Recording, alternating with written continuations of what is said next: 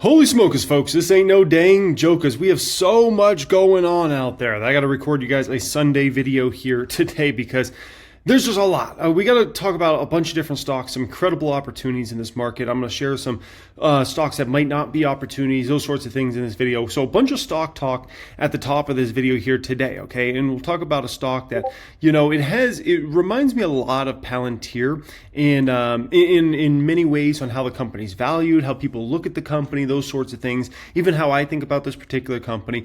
Another stock I want to talk about here in this video here today is the Trade Desk, TTD. This one absolutely plummeted. The stock went down almost 40% in a day, folks. In a day on Friday. It was down cratered nearly 40%. So I want to talk about Trade Desk. If this is an opportunity here, kind of my views and perspectives on that particular stock. Snowflake. Snowflake's a stock I want to talk about. This stock has done nothing since IPO. It's down over 20% since this company went public back in 2020. You heard me right. This company went public in 2020 and it's down over 20% since it went public. We're going to talk about if there's actually a big opportunity emerging in Snowflake at this particular time. A lot of folks want me to talk about Adobe. Adobe stock's down 22% so far this year. This is a new stock I started buying here recently. I like this company. We'll talk about kind of what's going on there, the opportunity, not the opportunity, those sorts of things. Tom Lee went on CNBC on Friday, spoke about his views on where the market's headed. So looking forward to reacting to that video in this one. And then I'll finish up the video with reacting. The public count just closed at a new all-time high on Friday. So I want to share with you where I think the public count's going. How high do I think the public count's going to go before the next crash? Do I think this count's going to get to 4 million before the next crash? Do I think it's going to get to 5 million before the next crash? 6 million, 7 million? I'll share my opinions and perspectives, and I might give you a little insight on where I think the market's headed from here, okay? I appreciate y'all joining me. One thing all I need from you, please, please, please, please, please, hit the like button. That's it, man. I hope you can do that for me, man. Less than 10% of people do it. And I'm like, why not? Like you could literally do it right now, but you refuse to. But yet you watch all my videos and you can't just hit the like button for me. Like that's all I ask for. Come on, man. I appreciate you. Like less than 10% of people that do it. I'm just like, my goodness, man. Come on. That's all I ask for. I don't need anything else. If you want to be subscribed to the channel, you can certainly subscribe. We're over 105,000 subscribers, I believe, now on the reaction channel. So appreciate y'all being here. Okay. Listen. First up here, before we get into all that, I got to mention this because listen, respect. Like, this is incredible. I just signed up. I might get carpal tunnel syndrome in my wrist after this. I just signed up last night 36-figure trophies that are going out to my private stock group members, and a whopping 9 private stock group members have hit 7 figures now in the past couple of weeks. We were gone for 2 weeks. This was like a 2-week kind of massive amount. My wife had to ship out. If you don't know, my wife's the one that actually ships those awards out. I just sign them up. But incredible to see that, man. And whether you're in my private stock group or not, congratulations to all you guys hitting new records out there. I mean, that's absolutely amazing, right? And listen, sometimes you guys see me in public. You'll come up to me, and start chatting and whatnot. And sometimes you guys want to show me your portfolios. And a lot of times you guys are unsure of what you're doing, where you're at in the market. I can sense it in your voice. And I would say most people watching this video, I would say the majority, probably 90%, if not 95% of the people watching this video right now, you either don't know income statements well, or balance sheets well, or cash flow statements well, or how to run projections well, how to properly value companies, how different companies in different sectors should be valued, how to identify an undervalued stock versus an overvalued stock. I'd say 95% plus you don't understand at least one of those subjects I just said there, if not multiple of those, okay? And that is where my private stock group comes in and helps you tremendously. So I would say a lot of you guys need to get in my private stock group, take things up to the other level. You guys have made good money in the market by pretty much just gambling some money around for now, right? And it's time to take things serious. And like I said, a lot of people might think, oh, that's not me. It's like 95% of you guys watching this right now. There's probably only 5% of you guys watching this video right now that actually know income statements inside and out, balance sheets, cash flows, how to run projections well, how companies are valued properly, how companies undervalued versus overvalued. Listen, man, you need help, okay? Pin comment down there, click on that, fill out a form. Let's see if we can get you access to that, take you up to a much higher level than where you're at. So you stop gambling money, you become more sure of yourself. Because I hate it when, sometimes you guys will come up to me and like, I can just sense in your voice, you're unsure. You're unsure about what you're doing. And it really shows, like, when you have those one-on-one interactions, it shows like, oh man, this person's like really unsure. Like you guys show me your portfolios, you come up to me, like it happens all the time when I'm in public and like, I can just sense in your voice, like you're very unsure about what you're doing. And that, unsure mentality comes because you don't know the stuff you need to know, right? Like I would be the same way. I'd be the same exact way. If somebody told me I had to go, replace, I don't know, one of my Tesla motors out there, right? In my Model X or my Model S Plaid, shoot, I'm going to be freaking unsure. I'm going to be like, if I knew somebody that might know something, I'm going to be how do I do this? Like, my Ferrari, like if something happened with my Ferrari and like, I got to go work on it, I'm going to be unsure because I don't know what the freak I'm doing. And so a lot of you guys in the market, you just don't know what you're doing and you're unsure. And I get it. Like, but we got to get up to higher levels, man. And what's the worst thing? Like you spend some money, join my private group, and you're just going to get massively educated. It's a very easy trade. I would say that. It's a very easy trade. Alrighty, first stock up here I want to speak about in this video here today is Dutch Bros. Now this stock is an absolute beast. It reminds me so much of Palantir in the sense of Dutch Bros has incredible growth, right? Incredible growth, and it has a clear runway of growth, okay? You look at the income statement here, A+ income statement. I mean, absolutely phenomenal. $380 million in company operated shops revenue versus $295 million. Total revenues came at $415 million versus $324. That's tremendous growth there for Dutch Bros, right? You look at income from operations, it went to $54.6 million from $32 million. I mean, I had a way faster growth rate here than total revenues, which is something you definitely want to see. Additionally, you look at net income, came in at over 25 mil versus 11 mil, so well over a double up there, right? Diluted EPS 20 cents versus 12 cents in the same quarter last year. So tremendous growth from Dutch Bros. But it reminds me of Palantir in the sense of the valuation's sky high on this stock. I mean, the trailing 12-month PE is 140, and the forward PE is 108. It's a coffee shop, right? And I pulled up Palantir here to kind of show you, where Palantir's valued. I also pulled up just Starbucks to kind of show you where Starbucks is valued here, right? But I pulled up Palantir because the thing that's always been tough for Palantir with a lot of investors is a lot of people have seen Palantir and they're like, I can't buy it because I think it's overvalued. I think it's too highly priced, right? And I even remember when Palantir went down to like $6, $8 back in 2022, some people thought that still wasn't cheap enough. They thought the stock needed to go down to $3 or $4. They thought it was still overvalued even at $6, even at $8, right? And now Palantir's, approaching $200 a share a few years later, and it's like, oh my gosh, like life-changing money has been made in the stock, right? And so Dutch Bros has been always a tough one for me because I've always loved the business model of Dutch Bros. If you've been following me for years and years, I've had nothing but great things to say about Dutch Bros. I've been a Dutch Bro customer on and off for the last 7 years, I would say. The first time I ever talked about Dutch Bros was way before they were in a public company. I talked about them back when I talked about Starbucks stock. And I made a video, this is probably 7 or 8 years ago now at this point in time, a very negative video on Starbucks. And the reason was, there's a multitude of reasons, but one of them, I was very worried about Dutch Bros expansion and eating market share in Starbucks. And here we are in 2025. Guess what we see? Starbucks having so much trouble growing in North America. Dutch Bros is not. Dutch Bros is taking market share. Huge market share from Starbucks. And the more and more Dutch Bros that are out there, like I went to Dutch Bros today, guess what? Double lines. Lines were insanely long. 3 girls were out there taking orders on the little iPads they have. 3 girls. Volume.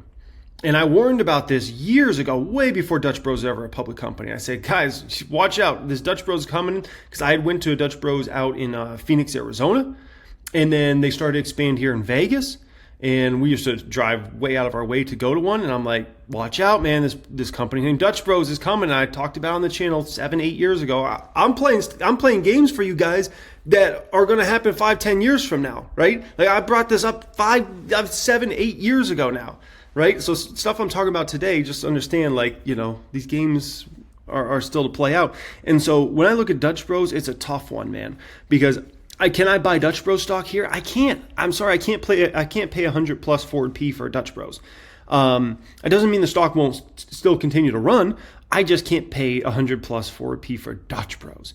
And the reason being is, but one of the big differentiating factors I want to point out between a Palantir and a Dutch Bros, and I think this is significant to point out this point before we get into the trade desk here and these other stocks, is Palantir is more of a SaaS play, right? Those business models are the holy grail of the stock market. If you ever wondered, why do those companies get such a valuation premium over almost everything else, right? Here's why. Each incremental dollar that comes in for SaaS-related companies, after a certain extent, basically just starts going straight to the bottom line, straight to the bottom line, straight to the bottom line. The same cannot be said for retailers, for companies like a Dutch Bros, that's a coffee shop. It's not how it works. It's not how it works at all. And the reason being is you're talking about you got to build physical locations, right? Then maybe you do a sale lease back or something like that. But at the end of the day, then you got to pay a rent on that property if you don't own it outright, right? You got to have a ton of extra employees. It's not like a Dutch Bros just runs itself. I told you there's 3 girls out there taking orders today. Who knows how much those girls are making? Maybe they're making $12, $15, $20 an hour. Who knows? But they're making something, right? And then you've got another 4 or 5 workers inside all making the drinks. So you got, depends on how much volume, you could have anywhere between 3 and maybe nine workers working at a particular time, all collecting, we can say probably likely anywhere between $12 an hour and $20 an hour, right? And then obviously you have all the cost of the actual drinks, that's kind of the smaller amount. But the moral of the story is here, that's tough. That's a much tougher business and to expand like that. Somebody like a Palantir, the rule of 40 now is like the rule of 94 for Palantir. It's ridiculous, right? It's on the way to being the rule of 100. So a very different company in that respect, and it's important everybody kind of understands that. But it reminds me of Palantir in terms of the way it's valued, and people just look at it and being like, I like the company, I like the growth rates, but it just trades ridiculous. Like, can you pay 100 forward P for a coffee shop? That's a tough sell, man. That's a tough sell. And so, but it has a momentum right now, no doubt, right? Trade desk, TTD. So this one, you look at the income statement, it's pretty dang impressive. B plus grade, right? Great revenue growth of the company, 694 mil they did in revenue versus 584, right? Income from operations went to 116 mil versus 94. So not as impressive as a percentage growth here in income from operations versus revenue. So a little something, I don't say troubling there, but look at net income. Net income was hardly up for the company year over year. Look at how much revenue was up as a percent, right? You can run the math on that. That's like what, a 20% plus-ish revenue growth rate. Look at the net income growth here. It's not even remotely close. What is that net income growth of, I don't know, 7% or somewhere around there roughly? It's not even a close number in terms of percentage growth versus revenue. So not that impressive when it comes to, clearly they got some expense problems with this business model, right? But that might be the smaller problem with the trade desk. So the trade desk cratered nearly 40% during early market action on Friday, following the second quarter financial results that disappointed investors. The stock received multiple downgrades due to company execution, including a double downgrade, the DD, by Bank of America. Quote, when TTD reported the fourth quarter 2024 results, it missed guidance for the first time as a public company, raising concerns about competitive pressures, execution, and whether it could sustain a 20% plus long-term growth rate to support its premium valuation, said Bank of America. Bulls argued that the miss stemmed from execution missteps, the Kokai rollout, and that reset the bar would restore TTD's beat and raise cadence.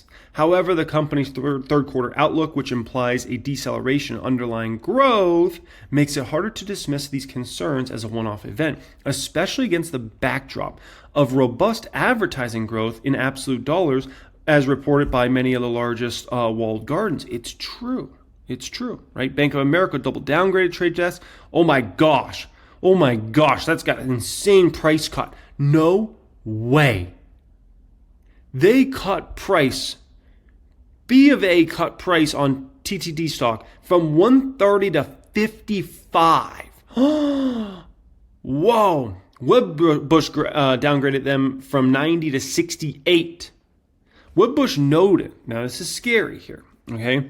Wedbush noted that the trade desk is facing increased competition from Amazon's demand-side platform DSP program. Ooh, boy. Uh-oh. The narrative has turned cautious, and we highlight multiple reports in recent months suggesting Amazon shareholders? Anybody? I know I certainly am a big Amazon shareholder. Has more aggressively improved its DSP capabilities and offerings, with several marketers migrating larger budgets from TTD to Amazon's DSP. Uh-oh. That's a fundamental issue if that's occurring, right? And we know Amazon's advertising business has been a great growth engine for Amazon. As an Amazon shareholder, I certainly know that, right? And additionally, that business is cash for Amazon. Like that's arguably Amazon's best business right now in terms of one that can just produce profits, right? You know, e-commerce business is tough on profitability. AWS is a pretty good business profitability-wise, but it's gotten very competitive. But the advertising business, straight cash, baby. In June, Amazon announced an integration with Disney. Oh boy, big dog. Enabling advertisers on Amazon's DSP to gain direct access to the company's CTV inventory, Disney Plus, ESPN, Hulu, while leveraging data and insights from both platforms. During the same week, Amazon's DSP also partnered with Roku. Oh boy. Further, management indicate that macro uncertainty and potential changes in regulatory landscape could pressure larger global brands, which has limited visibility in the second half. I mean, a lot of that's an excuse, right? Because other companies are doing just fine. Like, look at Meta's numbers. Like, is Meta complaining about, macroeconomic? Like, a lot of times I feel like these companies, if the numbers aren't quite right, they blame it on macro. When it's like, I look at a bunch of other companies, I'm like, I don't see macro there. So, TTD's a tough one. Because it has been a very good growth company. It's been a good stock. But I do think there's real reason to be concerned with TTD's growth rates and what those will actually be over the next 4 or 5 years. I think Amazon is a juggernaut to compete with in this space, and I think they're going to have to go. There's no question. It looks like TTD's having to go straight against Amazon now, and that's tough. That's a brutal competitor, man. Like as the Jeff Bezos' famous quote, right? Your margin is what? Your margin is our opportunity, right? That's a good old Jeff Bezos quote. And so, like, I don't know, man. Like I would be concerned about where TTD's growth rates will actually be, because it's hard to, like, I wouldn't even feel comfortable really projecting numbers on TTD right now. Maybe next year, but right now I would be confused on if you think TTD is going to grow 2026, 2027, 2028. If you think it's going to grow like 5% a year, 10% a year, 20% a year, 15% a year, 25%, I think it's very unclear right now. Very unclear. And so I would want to see a few more quarters here, some more guidance, and then try to see, is Amazon really just taking a lot of market share? Because eventually that's going to really start to hammer the numbers. But yeah, I felt like this quarter should have been one TTD like smashed it. And then for them to come in the way they did, definitely a little worrisome here, right? And, TTD, this was a stock that I talked about, like, what was it, probably a week and a half ago, 2 weeks ago, because on a video, I'd released a video, right? And then I'd bought a new stock in the Patreon portfolio. And the next day I checked that video. I went to the comments, and the top comment said, Jeremy bought TTD stock. And I remember I had to come out and say, like, no, I did not buy TTD stock. And so, a bunch of people had thumbed that up. They thought I was TTD stock I bought. It was not. It was Google stock, right? And everybody in my Patreon knows that, and my private group knows that. But, somebody just made up a lie, and then people thought the lie was true. And I'm like, and that's why I came out, that next day or, the next couple of days on the main channel and the other channel. I'm like, guys, the stock I bought was not TTD. Like, you guys fell for, a trap there. And, thank goodness I came out and said that, because I don't want people to actually think I bought TTD. And then, stock goes down 40%. Brutal move for TTD there. So, yeah, there's definitely some fundamental things I would be very concerned about if I was a TTD shareholder. I'm going to do some more work on this one, see. But I would be very concerned, man. I don't want to go head to head against Amazon. No, and especially with the business that honestly is kind of a golden goose for Amazon when it comes to profitability, man. That's tough. That's going to be tough. Now, Snowflake is an interesting stock, right? This company goes public back in 2020. And what do you have to show for it over all this time? You have to show for it negative 20% return. And you've been in the stock since 2020, right? Additionally, I came out and spoke negatively about this company several times when that stock went 300 plus, because I'm like, the valuation is ridiculous on this company. Now, this company used to be compared to Palantir a lot, right? You got put in the same sentence. They had a different business model than Palantir, but people used to always compare Snowflake and Palantir.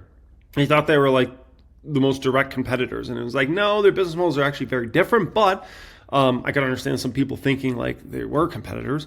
But, you know, at the end of the day, when it comes to Snowflake, the thing that's interesting here is I think the stock might actually be getting somewhat appetizing. Am I ready to buy it? No. But I'm ready to do more work on Snowflake.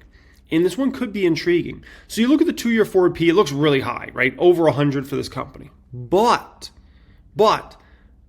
like, I think if you kind of fast forward over the next 5 years, you'll see the profitability increase way more rapidly than revenues. It's not even close, right? Because they're gonna likely flip over to profitability probably in the next, I would say, 12 to 24 months here, right? Once they flip over to profitability, they're going to go through just an incredible cycle in terms of that profit growth going up and up and up and up and up, right? Likely, you know, it's no guarantee. I got to do a little more work here, but that's my hunch is what's going to likely end up happening for Snowflake, right? And tracking these sorts of companies for a long, long time. Now, the thing is, if this company can really grow 20% plus a year revenues for, let's say, all the way into the 2030s, right now, the stock's a great buy. But I got to do some more work here and be confident that I can even think this company is going to grow 20% plus into the 2030s. That's the main thing I got to do work on to figure out here. Because if I could become confident in that, I got to start buying Snowflake stock. If I'm not confident in that and I'm like, yeah, they might grow 20% plus this year or next year, but then after that, they might go down to 15 or 10%, then it's a very different situation with the stock. So more work to be done here. You know, Frank Slootman, obviously, big dog behind this one, but we'll see. Snowflake, for the first time ever, is actually really interesting to me as a potential buy. I'm not ready to buy it, but I'm ready to do more work. And then maybe this is eventually a stock I open up a position in, okay? Now, that leads me to Adobe. Next up here, Adobe stock. This one has been a dog this year, right? Down 20% plus this year. Just the stock's in the gutter. People are like, yeah, now what's going on with this one? You know, here's the thing with Adobe. I mean, the stock's a buy. Like, I don't know what else to say. Like, the stock's a buy. Like, I run my projections on Adobe, and all it screams is buy, right? Listen, first off, in regards to the business model, before we get into the fundamentals, I think it's the same exact thing with that Google's going through right now. Everybody's all worried about, is there disruption in the business model, those sorts of things, right?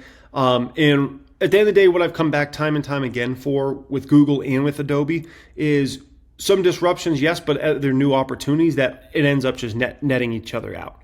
So I don't look at Google as like being hurt by this whole AI boom. I don't actually look at them as being helped that much. But if I was to say one or the other, I think they're actually helped more than hurt. Same exact thing with Adobe. Like Adobe might, you know, there's some new competitors out there, things like that. I think they'll be hurt in some ways, but I think they'll also be helped in many other ways. And I think at the end of the day, like Adobe's going to end up being in a situation that they'll likely end up being more helped by AI than hurt by AI. And so with Adobe, I'm just like, this is a good company. It's going to be putting up good growth rates. So I ran projections on Adobe. And keep in mind, my projections are very modest here for Adobe. And at the end of the day, when you see these projections I run, you come back with a conclusion that Adobe's a buy right now. Like not tomorrow, not today, like right now. Like this exact second, it's a buy. And here's why. Okay, here's my modest projections. My bull case for Adobe, my bull case I ran on 1000xstocks.com, okay, has them doing 10% revenue growth per year, 2026 to 2029. That is not a crazy number at all for a bull case. That's very modest. I've been doing net income growth of 12% per year. That is not a big number for Adobe at all. Okay, this is extremely conservative bull case for Adobe. If they're growing top line 10%, bottom line 12% a year, right? A 25 to 30p is very fair. You can make an argument that should be in the 30s. given that it's more of a SaaS play. But once again, I even took the more conservative route with PE ratios, 25 to 30, okay? And what do we get? By 2029, we got a compounded annual growth rate on the low end of 21% and 27% on the high end, which gives me, we can call it a midpoint CAGR, about 24%. On an extremely conservative bull case, I got to buy that stock. My base case, this is the one I expect the most highly probability of essentially happening, right? Look at this. I have them doing 8% revenue growth per year. 8%. Put me to sleep, okay? For Adobe, that's nothing. I have them doing 10% net income growth per year, right? If they're growing top line 8%, bottom line 10%, a 23 to 28 PE ratios, easy peasy lemon squeezy. And what do I get? I get a stock price somewhere between $633 and $771 in 2029. That gives me a compounded annual growth rate on the low end of 17%. And on the high end, 23%. We can say midpoint 20% CAGR for a base case that is very conservative. I've got to take that opportunity. Like, you give me a CAGR likely of 20% on a very conservative base case for a great established company in the SaaS space. I can't just sit on my hands and be like, no, I'm not going to buy that. Yeah, I'm buying Adobe across my portfolios right now, right? Buying into my private portfolios as well, because I'm like, give it to me. Give it to me. No, my bear case is, let's say, they're extremely hurt by competition. Extremely hurt, right? So they're only able to produce 2% revenue growth per year over the next several years, and only 2% net income growth per year. Like, they really got hammered by the competitors and had trouble growing their business. Like, 2% growth for Adobe? What are we talking about here? This is a disaster. I put them at a 15 P ratio for this case, a 15 P ratio, and what do I get? A negative 3% CAGR come 2029, right? So basically, I lose a very slight amount of money. It's more the opportunity cost if that bear case was to play out. But I don't, that bear case I would say is probably a 10% probability that plays out. So I'm going to take the 75% odds probability, which is his base case, which gives me a CAGR of 20% over the next few years. Like, I don't know what else to say. Easy. Tom Lee. This market. We tired? Have we run out of gas? What's the story? I think the market's consolidating and maybe trying to get direction from what the market does, because we did gain 28% from the April lows. We got to digest that. Now we're in August, like the dog days of August, where liquidity is lower. And I think that we're still holding our breath because we're in a period where the Fed isn't going to make an interest rate decision until September. So some of the key macro is kind of on hold. So I think markets are wait and see, but I'd say that pullbacks have been shallow. Is it fair to say there's a more sober view from investors about stocks? I mean, you've been suggesting that this is a hated V-shaped recovery, even as we continue to climb this wall of worry until most recently where we've sort of sputtered in place. That's right. I mean, it's definitely the most hated. I can attest to it from our conversations with clients. We can see it measured in surveys like AAII, where there's stubborn bearishness net still. And then we did the rounds, Fundstrat did the rounds with a lot of our institutional clients the last 2 weeks. And I think folks are very cautious, which is actually good for stocks. They're cautious because, of course, markets have moved and our clients tend to be valuation sensitive. But I think adding to their frustration is that during that April downturn, many were selling their best names because they were trying to get defensive, and then they haven't fully reloaded yet. So I think that's why there's still room for stocks to go up. So your clients are valuation sensitive, which makes me almost want to laugh, because is anybody valuation sensitive to what's been going on in the market? We're historically well above the averages on the prices that you're willing to pay for stocks. Yes, I mean... Wait, hold your horses for just a moment, okay? Just because in the short term some people might not care about valuation on some stocks, right, does not mean that you as an individual investor should stop caring about valuations. I don't care what market I am, I care about valuations. Like, we've been in a very bullish market for almost 3 years now, right? And yeah, we've had plenty of corrections, pullbacks, things like that over the past 3 years. But it's been almost 3-year bull market, right? It started in October of 2022, right? That was the end of that kind of last bear market, and we started to move up slowly but surely, right? And so at the end of the day, like, if anything, I might care even more about valuation in this sort of market when you've been in a multi-year bull market, right? Because what do we know about what eventually happens is a bull market ends, right? And you get the next major correction or crash in the market, right? Maybe that's at some point in 2026. Maybe at some point this year, right? Maybe it's at some point in 2027, but eventually that's going to happen. And then valuation matters substantially, right? But what happens between that moment of people don't care about valuation and then valuation matters is countless stocks go down 40, 50, 60, 70, 80%, some 90% plus. And we just had a valuation, kind of re-rating situation back in 2022, right? Because if you look at the end of 2020 going into 2021, people didn't care about valuation. But the market always is there to slap you in the face. And so then what happened is 2022 came along, and everybody all of a sudden by the end of 2022 cared about valuation again, right? Profits started to matter again, all those sorts of things. So now we're in a cycle where, a lot of people are not caring about valuation. It's just about what's the hot play, what's the hot stock.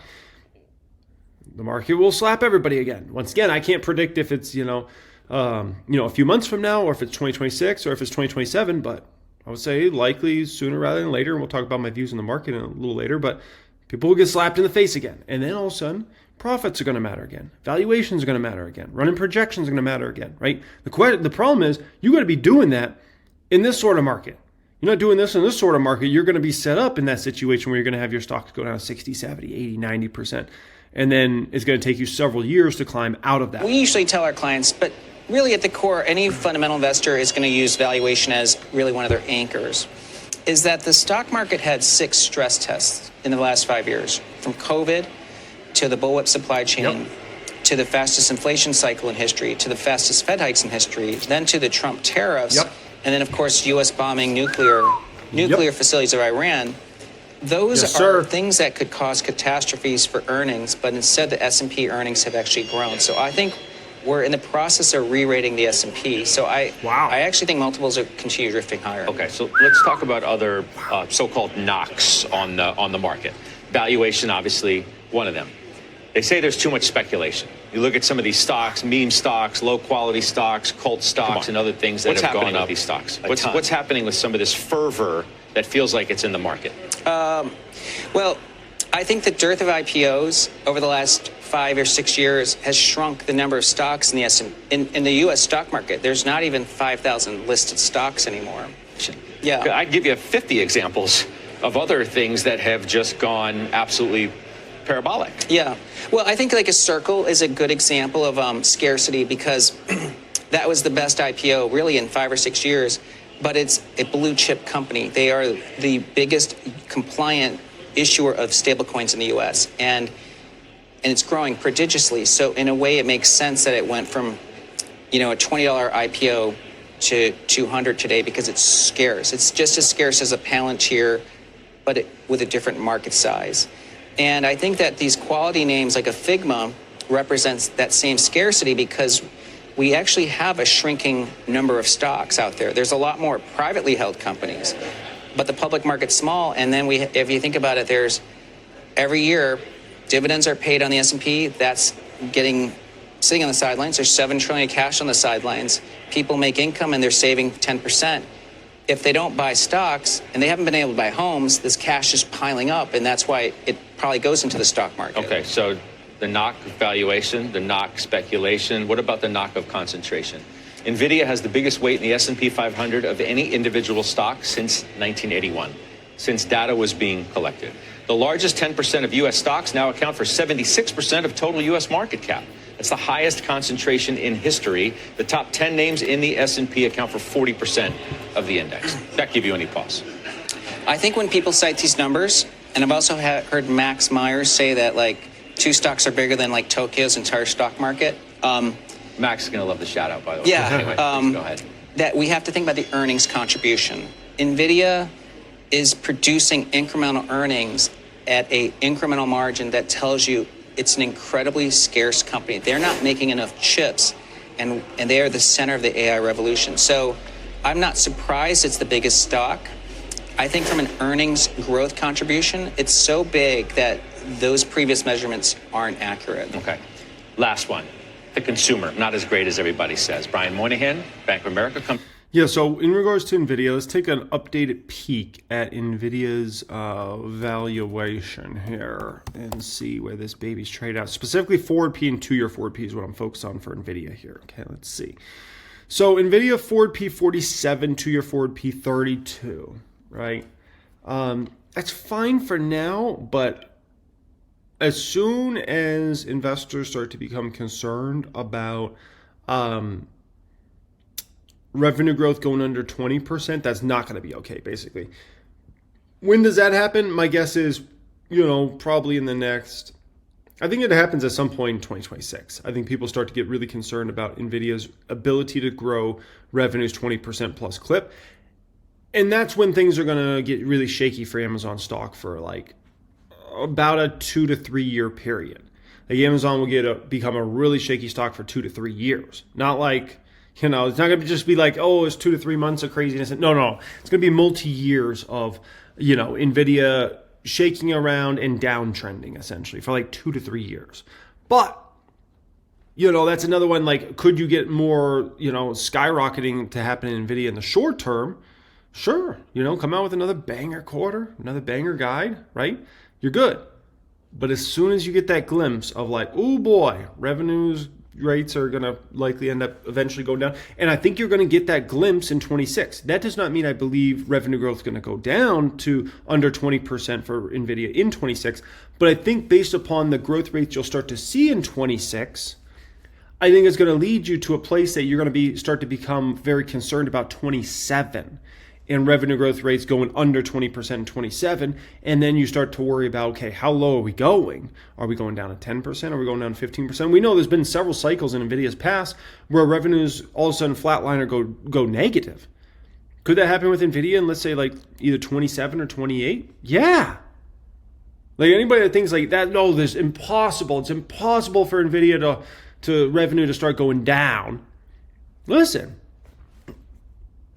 NVIDIA is going to have another insane record yearly revenue in 2026. It's going to be another extreme record, okay?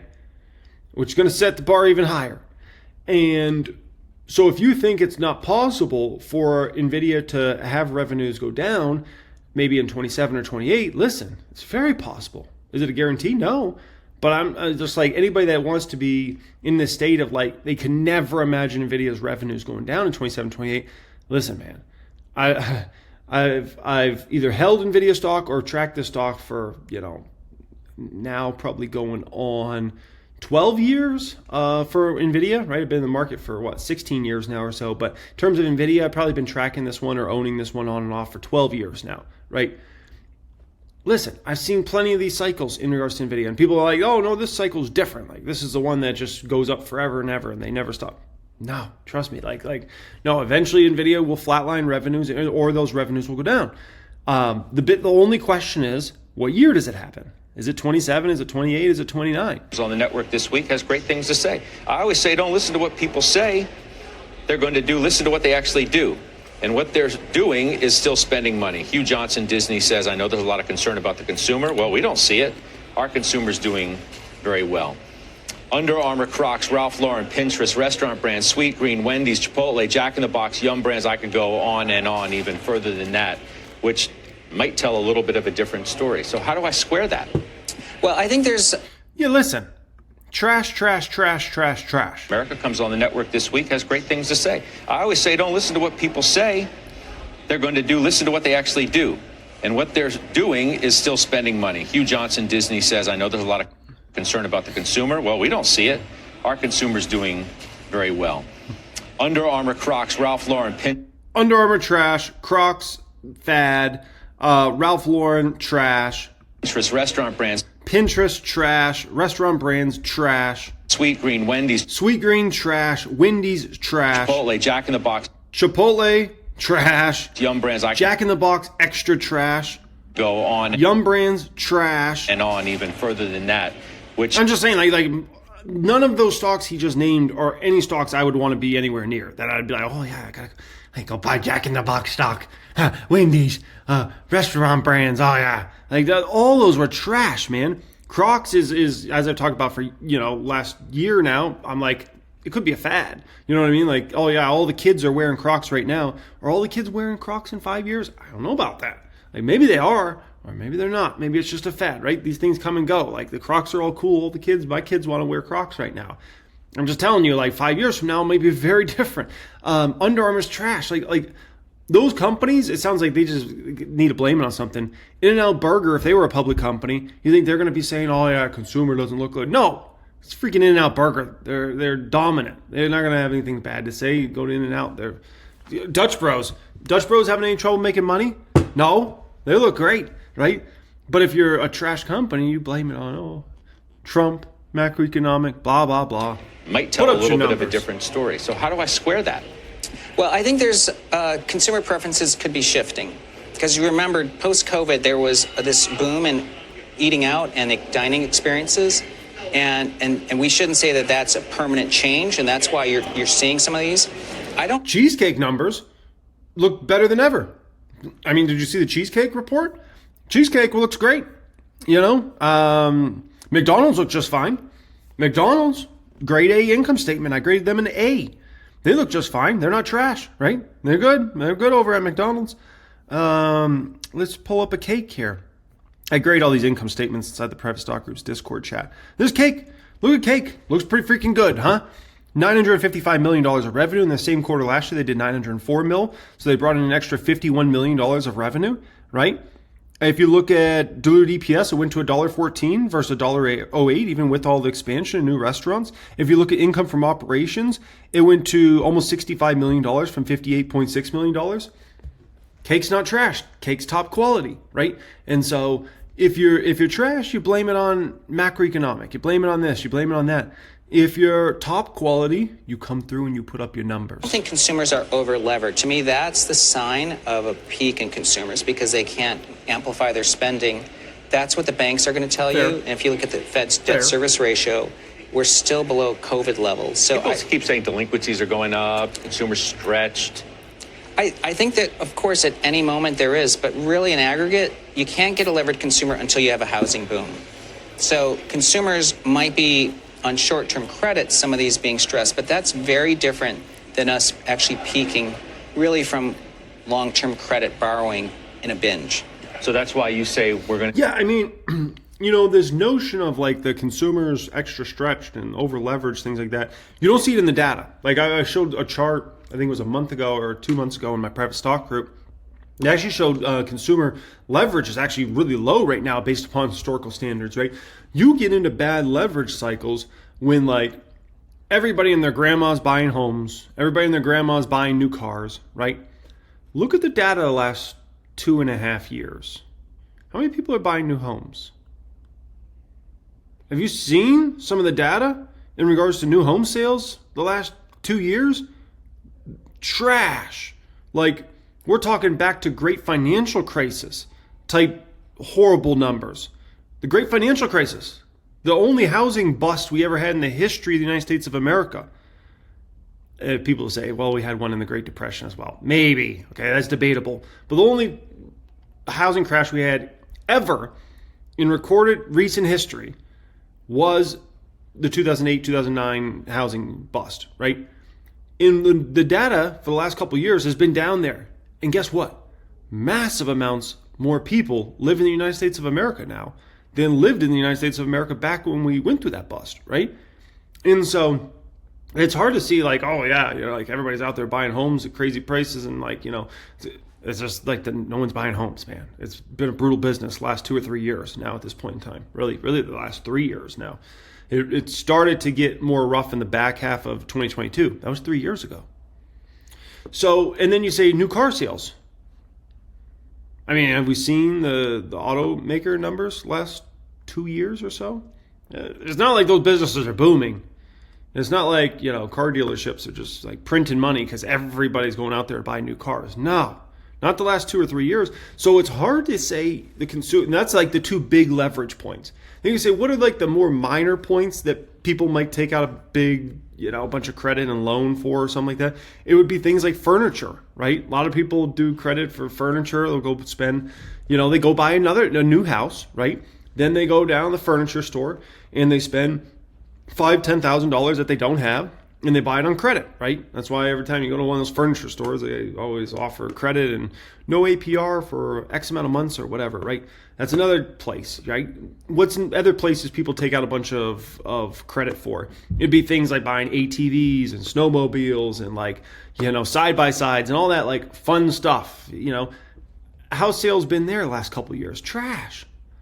So I'm just like, you look at it and it's just like, you look at the data, then you put the pieces of the data together, and it's like, it's hard to say the consumer is like in some bad spot. The consumer's not being hit by inflation like that anymore, right?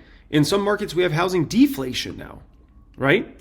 And so, still the jobs market is still, pretty respectable. Is it as good as it was a few years ago? No, but it's still in a much better place than it was, I can tell you, back in the great financial crisis or any even recent times coming out of that.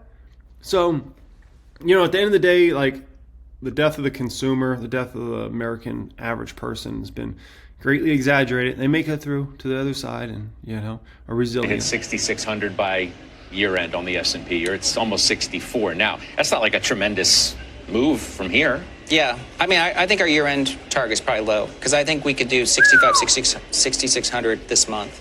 I think this is the month. Whoa. Yeah. Whoa. Man said, I think we can do 6,600 this month? It's April 10th already.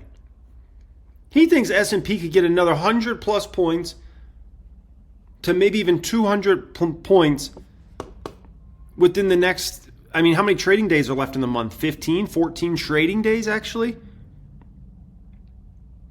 Wow, that's a big statement. I think we're going to have a breakaway move in the S&P this month. Even in what is a historically, not the best seasonal period for stocks. We know August is usually like a nothing burger, and then September is usually a reversal. That's negative. Right. I think that's everyone's playbook, that August should be weak and September down. Yes.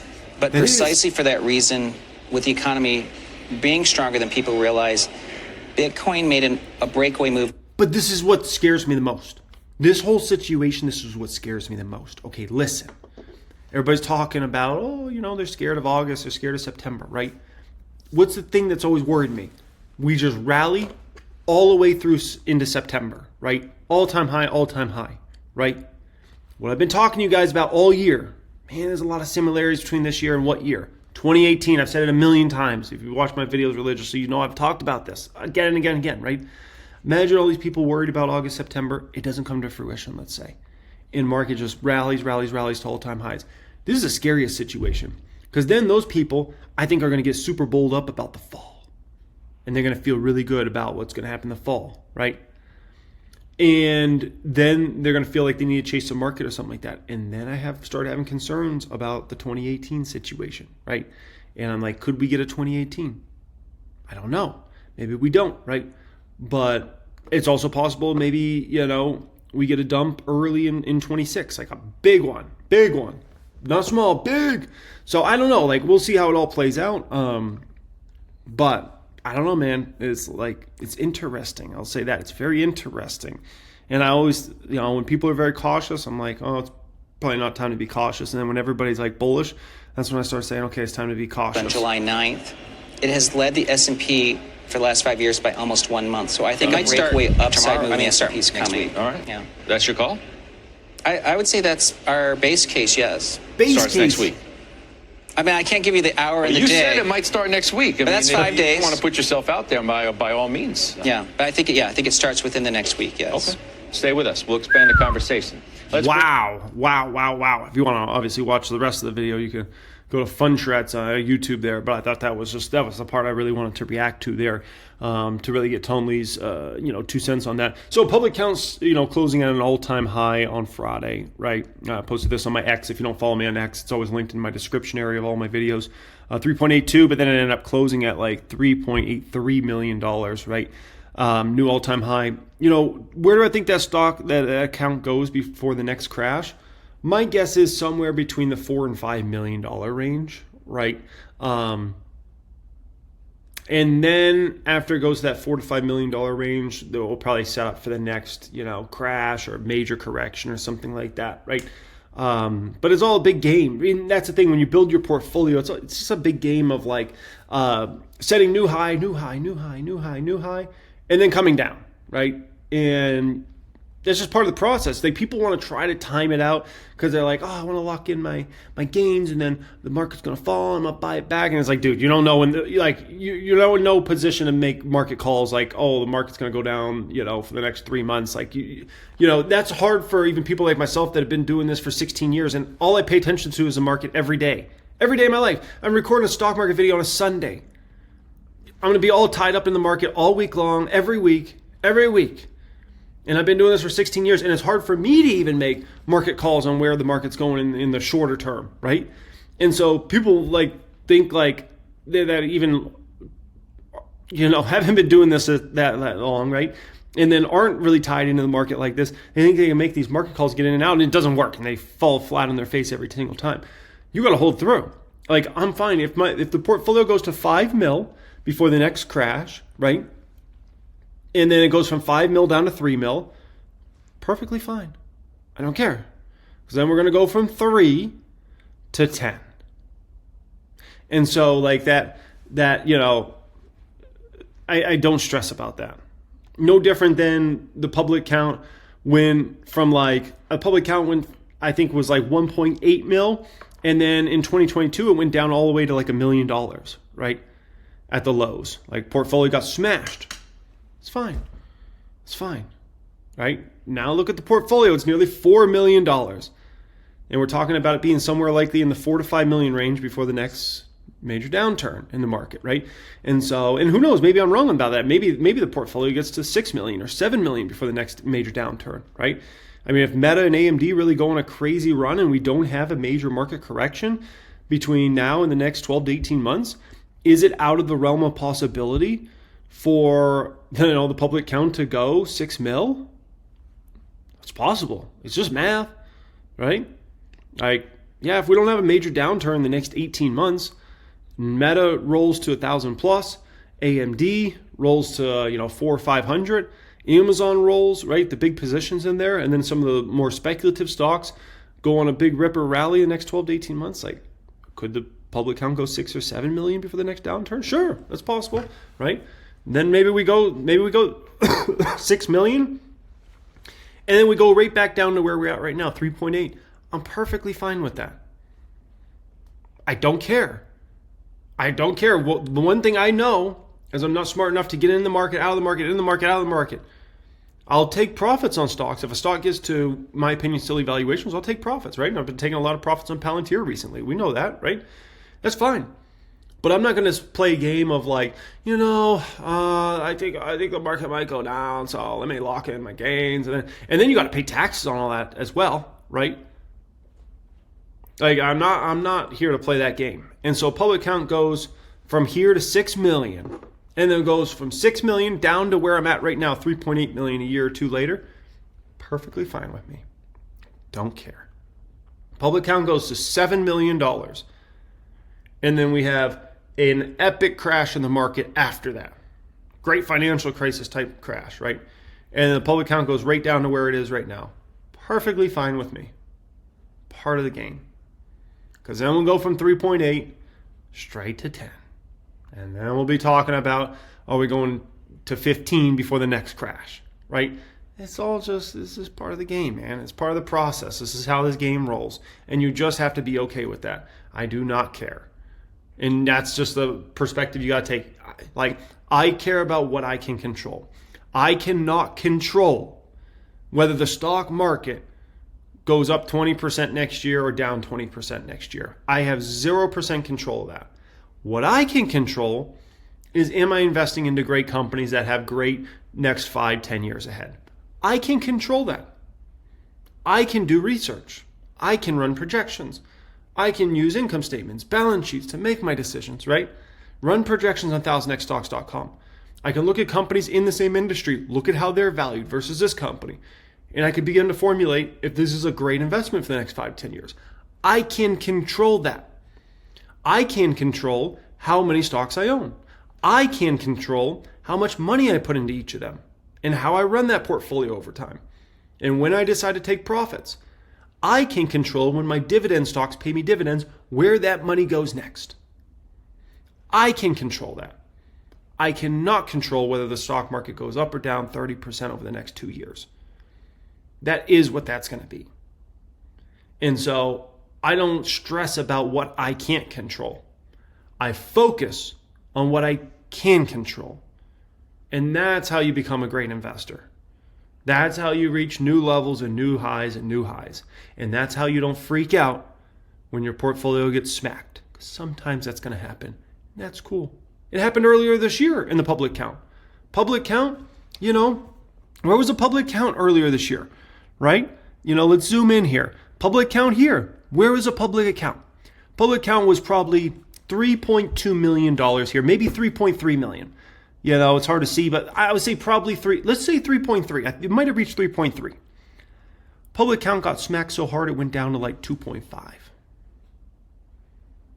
I don't care. That's perfectly fine. Trump madness, tariff, blah, blah, blah. We go from 3.3 million down to 2.5 million. Cool. Then we went from 2.5 million straight up to 3.83. Cool. Maybe we'll go 4 or 5 or 6 million or 7 million before the next crash. Cool. Then we'll go down a bunch. Cool. Then we're going to explode up to 10 million plus. After the next crash, we're going 10 million plus on the public account. $10 million plus in one portfolio. And that will be after the next crash. It's all good, man. Appreciate y'all joining me as always. Have a longer term perspective. If you want to learn how to play this game on a higher level, stop gambling money, become sure about your investments, sure about what you're doing, how you're running your portfolio.